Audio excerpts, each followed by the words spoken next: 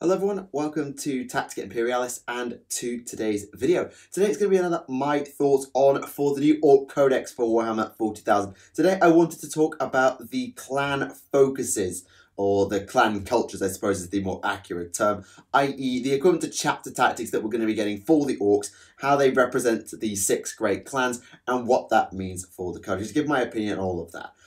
For those of you who are still curious, obviously still in a bit of a sling with my collarbone being injured. I have had surgery on it, so I'm going in the right direction, but I was out of commission for a fair few days this week, so a little bit behind still on content. I apologise for that, but I'm getting there, I'm getting better, and I'm heading into a lull phase at uni now, so hopefully, touch wood, I should be back to getting 2 videos a week as soon as I can. I apologise for the delays. I know people who don't follow the channel regularly probably don't really mind, but there you go, so you know. Anyway, let's dive in because the clan cultures look really, really, really good.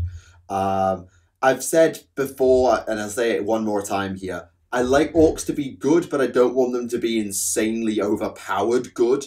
So I think they're in about the right range. Some of them are going to be very dangerous. Some of them suck. But anyway, we'll get into it, shall we? So we'll go in chronological order since we've got all 6. Well, I assume all 6 now. I'm recording this on the Saturday. So if they do Freebooters on Sunday and I don't know about it, then, well, it sucks to be me, I guess. Anyway, we'll go in chronological order and we'll start with the Goths. Now, their clan culture is as follows. It is called No Mucking About. This is basically Daka, but for melee. So as you can see here, each time you roll an unmodified hit roll of a 6 for an attack with a melee weapon made by a model with this culture, immediately roll an additional hit roll using the same weapon. These additional hit rolls cannot themselves generate any further hits. This is exactly like Daka, but it is for melee, meaning that for a Goth army, every single natural 6 you roll is another hit roll. Now, granted, you're going to need to make 3 6s worth of hits on average to score an additional hit. So it's not an absolutely huge life-changing change, but if you consider this on the right unit, so units such as boys who can have 3 to 5 attacks each, you could easily be throwing 100 odd dice down on the table. You're going to get a lot of 6s, and you're going to take maybe 5 to 10 more hits. That's a lot. That's a lot more dice for your opponent to roll when it comes to saves. So it is actually quite nice, but it's not as changed the world massive as you might think. Actually, I'm talking rubbish. I'm still thinking that orcs hit on 5s. They don't. They hit on 3s. So in Daka, it's not that insane. In melee, it's actually a little bit nuts. Because let's take 30 boys making 4 attacks each. That's kind of standard, isn't it? That's 120 attacks, so that's going to be 26s. And you're hitting on probably 3s, unless you've got modifiers in play. So hitting on 3s and 6s are extra. So you get 2/3 of 120 is 80, 20 of which are natural 6s, so you get another 20 hit rolls. Then 2/3 of those, that's another, 15? Nearly 15? It's about 14. Another 14 hits on top of the 80 you've already got. So that's a net gain of 20%? 20% more hits per round of attacks. That's pretty good. Obviously, the better your unit is at hitting, the more you'll see this. The worse your unit is, the worse. But pretty good nonetheless. They then go through a few highlight units. So Meganobs get more attacks, so duh. The Teleporter is a stratagem, which just allows you to drop in any old unit with a power of 20, and yoink, plop, lovely, 2 CP. Boys obviously get a massive amount out of this, and they've also reintroduced Scar Boys. Scar Boys, I believe, go back to a codex before my time. The last I saw of them was, I believe the Scar Boy was the name of the Orc Boy with a shield in the Space Marine game. Anyway, what this does is it effectively works like Biggins from Warhammer Fantasy, if people remember that, giving a unit of boys that are not hard boys, they have to have a 6-up save, and giving them Strength 5. Strength 5 and you're already playing an army that multiplies its hits by about 20%. In the right game, in the right build. Oh yes, oh very much yes. But you won't see this one used all the time, but I think you'll see it get used, that's for sure. And then we get, there's some data cards and there's some funky stuff. Cool. Next up, the Snake Bites, who, I'll be honest, I think they got the short end of the stick here. So the Snake Bites, their stratagem is the old ways.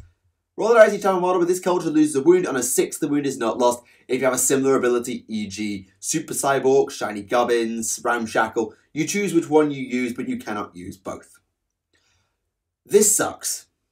And this sucks for a very specific reason that will become very obvious when we get to the Death Skulls. So if you play Snake Bites, your army is basically discount Death Guard, in that you get a 6-up feel no pain. It's like your entire army has a pain boy running around. Now that sounds really, really nice, to have an entire army with pain boys. But it's a 6-up save after save, which means that you do damage calculations first, so your big units don't benefit so much. So your big models don't benefit so much, because damage calculus is done first. Your small units, obviously, damage calculus doesn't matter so much in terms of them dying, but you've got to roll more dice than you would if it were a 6-up invulnerable save, for example. And they don't get anything on top of that that benefits their connection to nature or to squigs. So you could say that they introduce the squig keyword, which is on the Runt Herd, the Rucker Truck Squig Buggy, the attacks, models with an attack squig get the squig keyword. They say squigs get an additional attack or an additional point of strength. Or maybe make their grots more powerful in some way, because that's the other thing the Snake Bites are renowned for. But no, this kind of sucks. But it only sucks really because Death Skulls exist. They do get a cool stratagem, allowing them to get +1 to wound against monsters. However, if you're just throwing some boys at it, you could just play Goths and use Scar Boys and get it permanently. But it is a pretty nice one. I quite like that. Against the right opponents, anyway. We get a bit of a look at the Squig Mine, as well as a bit more about the Rucker Truck Squig Launcher. I covered that last week, actually, in my previous video. And it says, once per battle in the movement phase, you drop a mine. You place it within 1 inch or more than 3 inches from enemies. It's represented by a model. And then it's detonated if anyone goes within 3 inches, and it does a couple of mortal wounds. For a one-use only ability, this actually is kind of because like that's not a deterrent. Like what I wanted the Squig Mine to be an actual sort of area denial. Are you sure you want to go that way, mate? Sort of stratagem that you could drop down a Squig Mine and just be like, right, you want to go that way? You're gonna explode. That hasn't happened. It's D3 mortal wounds. On average, it's probably D3 mortal wounds. It really kind of sucks. And it's once per battle. If this were once per turn for that ability, fine. Once per battle? Then again, I suppose you are paying the versatility for the fact that the Squig Launcher can do like a bajillion things between the Boom Squig, the Bile Squig, the Bitey Squig. You've got a lot of options in the Squig Buggy, so making the mine insane would probably not be fair, but I think they could have done more with the Squig Mine, I'll be honest. We're also going to look at the Psychic Powers. So you get, if you're a Snake Bite, you get a 6-up save against Powers of the Warp, which is nice, because Invulns, I don't believe, do that, so small benefit there. And we get a couple of new powers. Fists of Gork. I can't really do a fists thing, because I've only got one arm at the moment. Give a friendly Ork character model +2 strength and attacks. Oh my goodness me. Ow. Ow, ow, ow, ow, ow, ow, ow, ow, ow. This is gonna hurt. On the right character, this is gonna hurt. This takes like a mech boy from just kind of garbage tier to actually someone you have to be scared of, because they go up to like strength 6 with 5 attacks. That's pretty bloody good before you account for special weapons. Big mechs suddenly can punch something to death without even trying, as long as they don't have an armor save. Pain Boys. Oh boy, Pain Boys. Weird Boys obviously have their nice penetrating staff that gives them a bit of strength. So they go to like strength 9 with this and have a lot of attacks. That's going to hurt. And War Bosses. Oh, War Bosses. Oh, War Bosses with big choppers are suddenly like strength 10 with 7 attacks or something. This is what turns a character from a threat to a monster before you've even paid for a weapon. Is it that good? I don't know. But it's a very good power to have just hanging around. It's like, oh, you think my character's a little bit squishy. Now they're going to beat you senseless. Fun. The other one is the crunch that they've given us. So casting value 8, enemy unit within 18 inches. Roll a d6 for every model. On a 6 takes a mortal wound. Okay. Big units suffer, small units don't. And then roll 2d6 on a 10 plus. Do it again. So it's pretty good. It's not absolutely nuts, but it's pretty good. It's pretty good. The Bad Moons. The Bad Moons. If you like your Tactica, then you go to the Bad Moons. Because they're rich, they get fancier guns. I think armed to the teeth. Yes, indeed. Reroll hit rolls of 1 for attacks made by models with this culture in the shooting phase. This is the one for those of you who like plasma weapons or custom mega weapons, I guess. Because you're actually going to hit somewhat... Well, I'm not going to say you're going to hit consistently, but you're not going to kill yourself, and that's a damn start. So this is very slightly beneficial for multi-shot special weapons like rocket launchers, death cannons, kill cannons, big shooters will get a better benefit from this. But it's the custom mega weapons and the shock attack weapons that will probably see the most benefit from this because they punish you for rolling ones. Obviously, the Stomper gets a huge amount out of this, which is no surprise. It gets its Grot Rigger, so it can heal D3 wounds a turn. That's nuts. And it's got 40 wounds, and yeah, ouch. And all the guns have been, like, massively buffed. Like, how's this going to show up?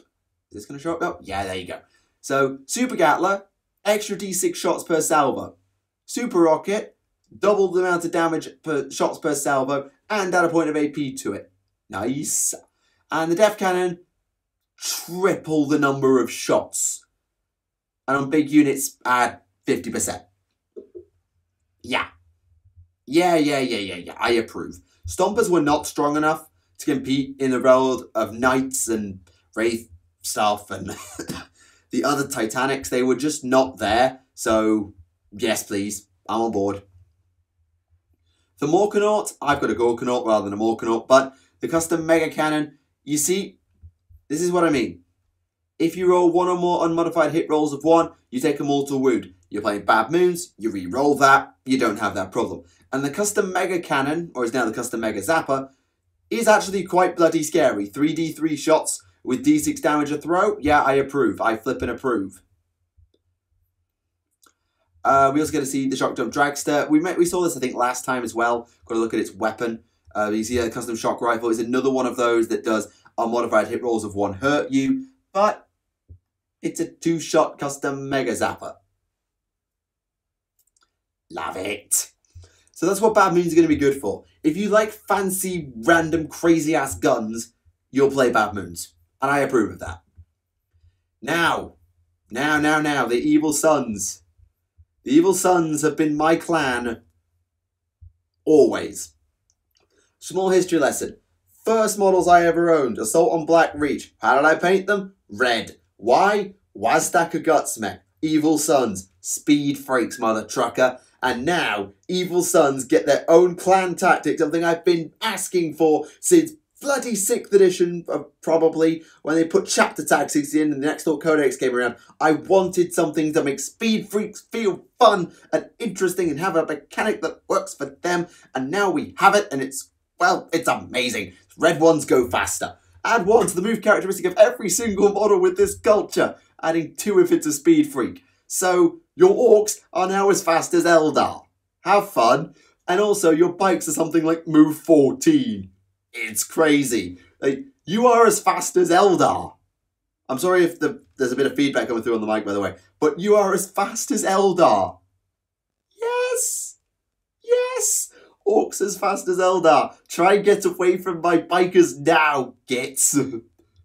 In addition, add 1 to advance and charge rolls for models made, 4 models with this culture, so you effectively have a plus 4-inch hit range if you're a speed freak, plus 3 if you're just a regular evil son. So now, let's say you're on a war turn, or you're near a war boss, or a Death Killer War Trike. All of a sudden, you have plus 1 move, you roll a d6, you add 1 to that, that's your run. You then roll 2d6 and you add 1 to that, that's your charge. You also have Here We Go, so you can re-roll 1 or more of those charged dice. Your threat range is massive. So that even Orc boys can suddenly hit you quite convincingly from 20 inches away. Something like that, if you roll high. Probably 15 to 20 is probably their average hit range for a warring Orc boy. And of course, with the Death Killer War Trike, let's just point out the fact that it gets it through all vehicles. So your Death Dreads and your Battle Wagons and your Stompers get that benefit. It's hilarious.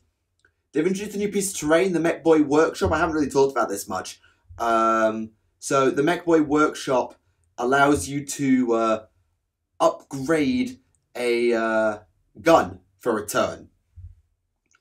So what it does is 1 weapon that a model has, the next time that weapon is fired, that weapon rolls a maximum for its number of attacks. So stick a Stomper next to a Workshop, and then it automatically rolls 3d6 for its Death Cannon, for example. In addition, on a roll of a 6, you get plus 1 damage for the rest of the game. Yeah. Ow. Ow, ow, ow, ow, ow, ow, ow, ow, ow.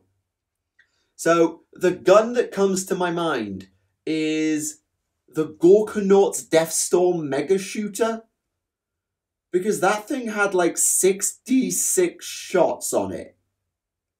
And if you get lucky, that's 36 potentially damaged 2 or 3 shots. Holy flip. Wow. That's insane. So if you like big blasty weapons, Bad Moons will love this. Evil Sons like it as well, obviously. Obviously, it's not going to be so good if you're Goths or Snake Bites, but it's still pretty damn fun to see. Oh, they should even mention the Stomper getting a guaranteed 18 shots. Fine. The only downside is a model cannot shoot in the turn it receives a custom job. Boo. I know why they've done that. They've done that for the simple reason of otherwise you just have a model stand there and get it every single turn, but still, boo. Still, in the right circumstances, if you get a unit that's just coming into range, give it a custom job, tinker with it the turn before, and then lay down the Daka. Oh yeah. Speed Freaks, obviously. Friendly clan, biker, and vehicle units within 6 inches of the model at the charge phase can run and charge, which is very, very nice because Speed Freaks, yeah, they're going to love that. It's great. You also have an Exhaust Cloud Stratagem, so Speed Freak units can be harder to hit for attacks made by ranged weapons. I don't believe that's going to affect Overwatch because obviously Overwatch is Overwatch, but very useful to have that. And it's also useful probably for a Speed Freak that's going into a workshop because you could charge up your Shock Jump Dragster. This is the one I always like, actually, is the Dragster. Because you could put it into the workshop, tune it up, and then blitz it forward into range, and suddenly it's laying down some more punishment. Admittedly, it won't work so well with the Dragster because it's only got 2 shots as opposed to a random number of shots, I think. But it's that sort of principle. If you've got the way to jump something forward, or teleport it forward, or blitz something forward, this one will be useful on the turn you're getting a custom job. So give yourself some protection, tinker with it, boost it up, blitz it forward, and do some damage. Now, the Death Skulls. This is why Snake Bites suck. Models in the Death Skulls, the Lucky Blue Gits, have a 6+ invulnerable save. 6+ invulnerable save. 6+ Feel No Pain save. When I have Pain Boys that can give me a 6-up Feel No Pain save, and I still have my 6-up invulnerable save. Yeah, I'm sorry, I'm not buying it. Sorry, Snake Bites, you suck. Well, you don't suck, but Death Skulls are just objectively better unless you are against an army or using a lot of things that ignore invuln saves. So a mortal wound stacky army, I guess Snakebites are better, but in most cases you don't need that. Lucky blue gits will get you by a lot of the time. And then again, invulnerable saves aren't taken after armor saves. The Snakebite saves. Okay, maybe I'm just saying Snakebites suck and they don't suck, and I'm just being an idiot. Sorry, I may be being a complete massive moron there. But I'm just not used to orcs having saves. So maybe I'm in old minds that orcs never have saves. So having an invuln versus having a feel no pain was basically the same thing. It's not anymore. I realise that. I'm being an idiot. Sorry. But the Death Skulls don't stop at the 6-up invulnerable save, so they still get some benefits if you do think Snakebites are better. You can reroll a single hit roll, wound roll, and damage roll for each unit with this culture every time it shoots or fights. So rocket launchers, rocket launchers are now rerolling to hit, rerolling to wound, and if they're damage D3, they're rerolling that as well. And your Power Claw can reroll one of its attacks, and one of its wound attack, and one of its damage rolls. That is really good. Special weapons love this. And so, something that one of my friends pointed out to me is that MSU Orc, so if you're playing lots of little units with special weapons, so 10 boys with a rocket launcher and a Power Claw in a truck, armed with a rocket launcher and a wrecking ball, would really, really quite like this. Whereas 30 boys with sluggers and choppers, oh, I get to reroll 1 dice? Whoop-de-doo. So I think that's a good thing to point out, that this is a very different way to play orcs, is to play Death Skulls, because I think they'll suit MSU, whereas obviously Goths suit Hordes, Evil Suns suit Speed, Snakebites suit Defense, Bad Moons suit Tactica. They've got a lot of different playstyles and very unique playstyles as well. But we're not done. Infantry units in Death Skulls gain the This Is Ours Zog Off ability, meaning overscoring on objectives. That's what it means. They talk about it here. A rule that gives you priority when scoring objectives. So, Meganobs count as troops, everybody. And looters, and burners, and characters, and commandos sneaking onto objectives, and flash kits, and knobs, and Grots already have it, I'm assuming. Well, they might not, because This Is Our Zog Off sounds like a very orc boyish thing, as opposed to a grotty thing. So maybe, I don't know. Tank Busters, obviously they get their rerolls, and there's a Death Skull stratagem, meaning that you can reroll to wound when attacking vehicles. Yay. And extra stick bombs. Oh, this is fun. So, you can throw 10 grenades in a turn with an infantry unit. Yeah, Tank Busters are going to love that. And stick bombs are probably going to do a lot more damage than sluggers. So this is one I could see actually getting a fair bit of use. Though it depends on how many other grenade options there are, as opposed to just, oh, some dudes have stick bombs. Whoop. Looters. Looters benefit, obviously, because they have some randomness to their rolls. With their random shots, they really need to make their hits count. And the Mech Boys, because the Mega Blasters, rerolling their crucial ones, are going to be benefiting as well. General stratagem here. Loot it. I love this. When a vehicle unit, friend or foe, is destroyed within 3 inches of an Orc infantry unit from your army, improve the save characteristic of that infantry unit by 1 for the rest of the game. Yes. Yes. Yes. I like Orcs that are as tough as Space Marines. I like Meganobs who basically ignore Rend -1. I like Orcs that are as tough as Guardsmen if they don't have heavy armor. I quite like my characters to be as tough as Space Marines or whatever else, or my biker characters to be Terminator. Yes, yes, yes, this is fun. However, you cannot then mob up with that unit to pass that benefit around or try and hide that unit. So you can't blob them up with something else, but don't care. +1 save on my unit, yay. Speed Freaks will obviously benefit from this a lot because they have a lot of vehicles. Bad Moons will probably benefit from this a lot. Goths, less so. Snakebites, maybe. Death Skulls, also maybe. We'll see. However, if you use it on Looters, you might get it for free. Because you don't need to spend any command points, you might get it refunded. Brilliant! However, this might be the only command point refund you're allowed in a turn because of the new BFAQ2 change. So that refund might actually not be that amazing because you're only refunded 1 per turn anyway. So, okay. That's it for that. And finally, the Blood Axes, the sneaky ones. Tactics is the name of their culture, is just, we have tactics. Oops. A unit with this culture gains the benefit of cover even when not entirely on or in a terrain feature if the enemy model is at least 18 inches away. Oh, yes! So, remember how they introduced that brand new 2 command point strategy in the big FAQ of give your entire army cover on the first turn?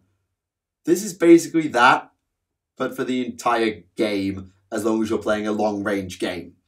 This gives you so much protection from long-ranged attacks, you don't even know. Like, closing distance is going to be so much easier for these guys because they're just going to be protected.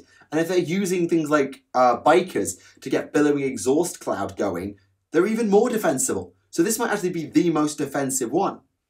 And that's not all. A unit with this culture can shoot or charge, but not both, if it fell back that turn. So units can just go crash, retreat, crash.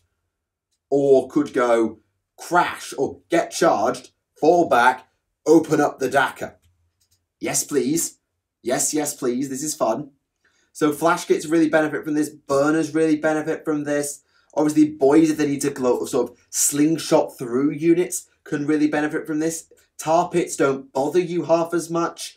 You can be more selective with your tar pitting. This is a really, really nice strategy to have. Bear in mind, though, if you accidentally fire off a slugger shot after you fall back, you now can't charge. So use your brain. You're a blood axe. Use your brain. So commandos get a nice boost. So +1 to wound when targeting units wholly within or on a terrain feature. That's so fun. That's...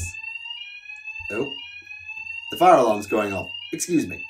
Sorry about that. Apologies for that interruption. I had no idea that was going to happen. Turned out to be a false alarm. So, as I was saying, this is a really fun ability for commandos specifically because commandos have always kind of sucked at assassinating stuff. Because the whole premise of commandos is they sneak into cover and then they take out the sentry or the snipers. But they were no better than regular boys at doing it. Sure, they could have a burner. Whoop. But that wasn't subtle. This is subtle. This is sneaky, and I love this. The +1 to wound attacking models in terrain. Thematic and perfect. Not overpowered, probably, hopefully, but very nice and interactive, and I like it. And Snicker also buffs them, which you'd expect. And they've also got the Cunning Infiltrators ability, allowing them to sneak up.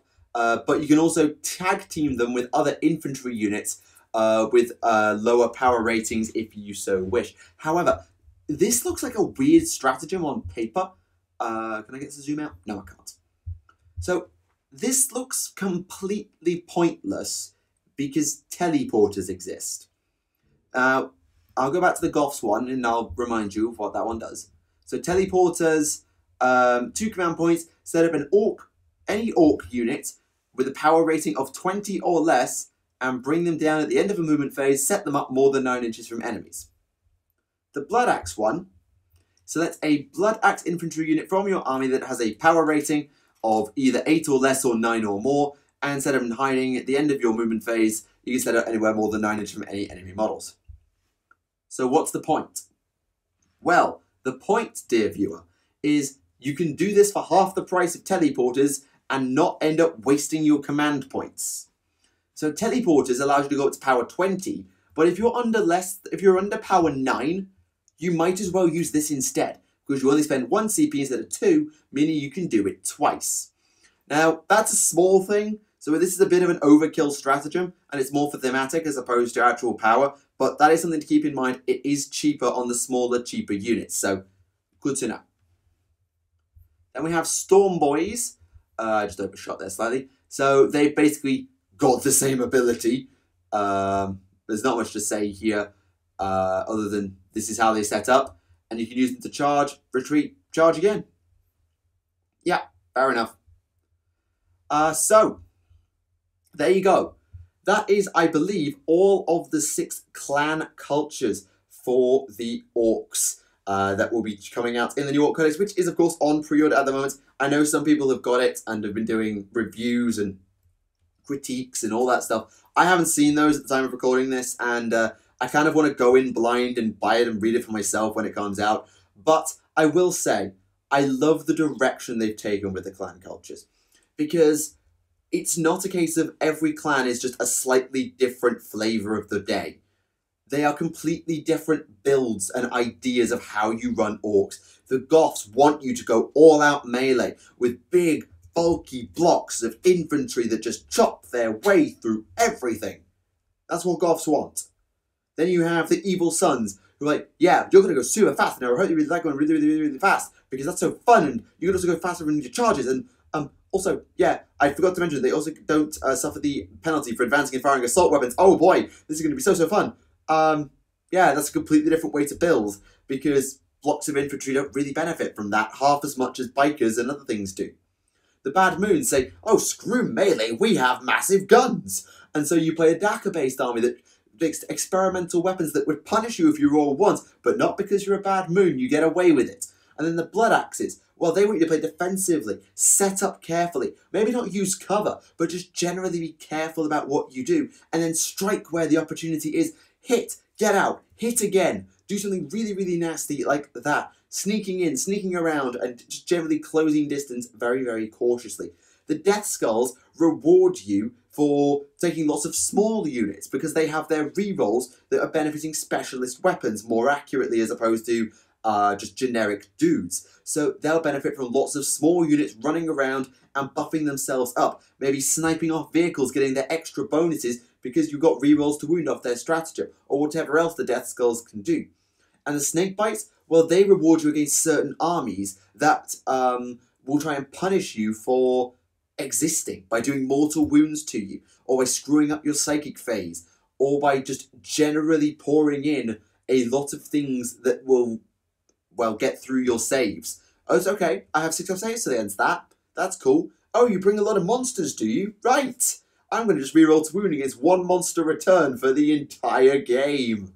This is going to be fun. That's not how that works. We just keep spending the 3 CP. Pick a monster, focus it down. Pick a monster, focus it down. So all of them reward you for playing a slightly different way. If anything, the Snake Bites are the most versatile in that all builds of orcs can benefit from that, as can Death Skulls, I suppose.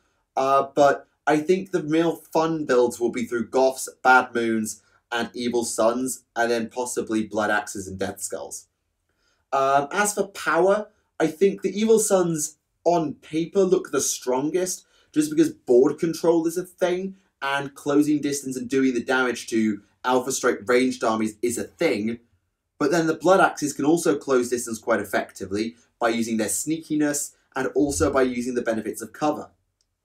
The Goths obviously will be really powerful in the right context, as will the Bad Moons, and with the Mech's Workshop alongside Bad Moons, that's going to hurt like flip. So it's going to be very, very interesting to see what people think of the orcs when they go onto the tabletop. So let me know what you think in the comments below. What is your favourite clan culture? Which is the one you're most looking forward to trying if you're an orc player, or least looking forward to facing if you are someone who plays against orcs on the regular? And what do you think about the orcs as a whole? As I say, I think they're looking really, really fun. I don't know how powerful they're looking, but they look fun and interesting with enough power to hold their own. But we shall see in a week or so, I suppose. Anyway, thank you very much for watching. This has been Tactica Imperialis, and this has been my thoughts on the new clan cultures for the Ork Codex. October is coming to an end, but the war goes on. Thank you very much for watching, and I'll see you all again. Bye for now.